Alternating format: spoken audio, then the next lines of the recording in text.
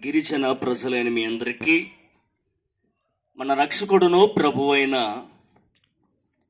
యేసుక్రీస్తు ప్రశస్త ఘనమైన నామమున మీ అందరికీ శుభాలు వందనాలు తెలియజేస్తూ ఉన్నాం. మరి దేవుని మాటలు ప్రకటించుట నిమిత్తమై సుదీర్ఘమైన దూర ప్రాంతము నుంచి దేవుని సేవకులుగా ఈ మధ్యలోనికి రావడానికి దేవాది దేవుడు కృప చూపి ఉన్నాడు. మీరు కొద్ది నిమిషాలు ఈ మాటలు ఆలకించవలసిందిగా మనవి చేస్తూ ఉన్నాను. దేవుడు చెప్పి ఉన్నాడు, మీరు సర్వలోకమునకు వెళ్ళి సర్వ సృష్టికి సువార్తను ప్రకటించుడి.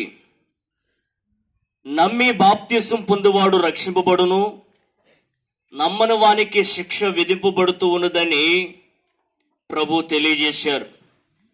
మరి ప్రభు తెలియజేసిన విధముగా ఆయన మాటలు ప్రకటించు నిమిత్తమై ఈ మధ్యలోనికి వచ్చాం. ప్రియులరా, కొద్ది నిమిషాలు ఈ మాటలు ఆలకించండి.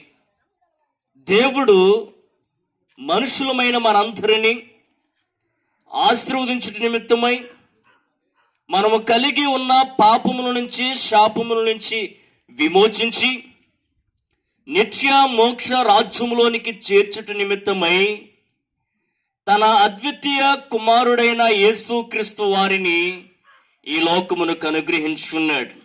అవును ప్రియులారా, మనమందరము కలిగి ఉన్న పాపాలను బట్టి శాపాలను బట్టి నిత్య నరకానికి వెళ్ళవలసినటువంటి మనల్ని ప్రేమించి ఆ నరకము నుంచి విడుదల కలుగు చేయట నిమిత్తమై దేవుడే తన ఏకైక కుమారుడైన యేసుక్రీస్తు వారిని శిలువ మరణమునకు అప్పగించి క్రియల రూపముగా మన పట్ల దేవుడు తన ప్రేమను వెల్లడిపరిచున్నాడు. అవును ప్రియులారా, ఆయన కాలము సంపూర్ణమైనప్పుడు కన్యక గర్భమున నరవతారిగా ప్రపంచానికి నడుబడ్డైన ఇజ్రాయెల్ అనబడిన దేశములో 2025 సంవత్సరాల క్రితము జన్మించారు. 33.5 సంవత్సరాలు ప్రభు జీవించి మానవుల మధ్యన మానవ అతీతమైన ఎన్నో గొప్ప కార్యాలను అద్భుతాలను సూచక్రియలను చేసి తనలోని దైవత్వాన్ని ఈ లోకానికి బయలుపరిచున్నాడు. అవును ప్రియులారా, ఒకనొక సమయమున లాజరు అనేటువంటి వ్యక్తి మరణించాడు, సమాధి చేయబడ్డాడు. 3 దినములైపోయింది. అయితే ఆ లాజరు సమాధి యొద్దకు ప్రభు వచ్చి ఈ విధముగా చెప్పి ఉన్నాడు, లాజరు లేచి బయటకు రమ్మని చెప్పగా వెంటనే మరణించినటువంటి వ్యక్తి, 3 దినాలైపోయినటువంటి వ్యక్తి తిరిగి బ్రతికి మరొక సమాధులలో నుంచి బయటకు వచ్చాడు. ఈ కార్యము ద్వారా యేసుక్రీస్తు వారు జీవాధిపతి అయినటువంటి దేవుడిగా మనకు కనబడుతూ ఉన్నాడు. అదే విధముగా ఒక సందర్భంలో యేసుక్రీస్తు ఆయన శిష్యులు వీరిరువురు కలిసి సముద్ర మార్గం గుండా ప్రయాణం చేస్తున్నప్పుడు వారు ప్రయాణం చేస్తున్నటువంటి యొక్క దోణి తుఫాను చేత పట్టబడి అలల చేత ముంచబడుచు వారు నశించిపోయేటువంటి పరిస్థితి వారికి ఎదురై ఉన్నది. ఆ సమయమున యేసుక్రీస్తు వారి చెంతకు ప్రభు చెంతకు శిష్యులు చేరి ఈ విధంగా అడిగారు, ప్రభు మేము నశించిపోతూ ఉన్నాం, మమ్మల్ని రక్షించమని అడిగారు.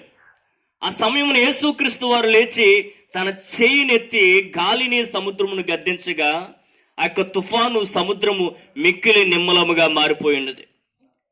ఈ దృశ్యాన్ని చూసినటువంటి ప్రభు యొక్క శిష్యులు చెప్పుకునుచూ ఉన్నారు, ఈయన ఎట్టివాడు, ఈయనకు గాలి సముద్రం కూడా లోబడుచున్నదని చెప్తూ ఉన్నారు. అవును ప్రియులారా, ఇక కార్యము ద్వారా యేసుక్రీస్తు వారు ఈ యొక్క సృష్టి పైన అధికారం కలిగినటువంటి దేవుడిగా మనకు కనబడుతూ ఉన్నాడు. అంతేకాదు, ఆయన ఒక సందర్భంలో నీటిని ద్రాక్షరసముగా మార్చాడు. మరొక సందర్భంలో 5 రొట్టెలు 2 చిన్న చేపలు 1000 జనాంగానికి సమృద్ధి అయినటువంటి ఆహారంగా ఇచ్చి ఉన్నాడు. ఇట్టి విధమైనటువంటి మానవ అతీతమైన ఎన్నో గొప్ప కార్యాలను అద్భుతాలను సూచక క్రియలను చేసి యేసుక్రీస్తు వారు సర్వాధికారి అయిన దేవుడిగా ఈ లోకానికి తన్ను తాను బయలుపరుచుకుని ఉన్నాడు. అయితే ప్రియులారా, సర్వ మానవాళి పైన ప్రభుత్వమును చేర్చు ఉన్నది పాపము.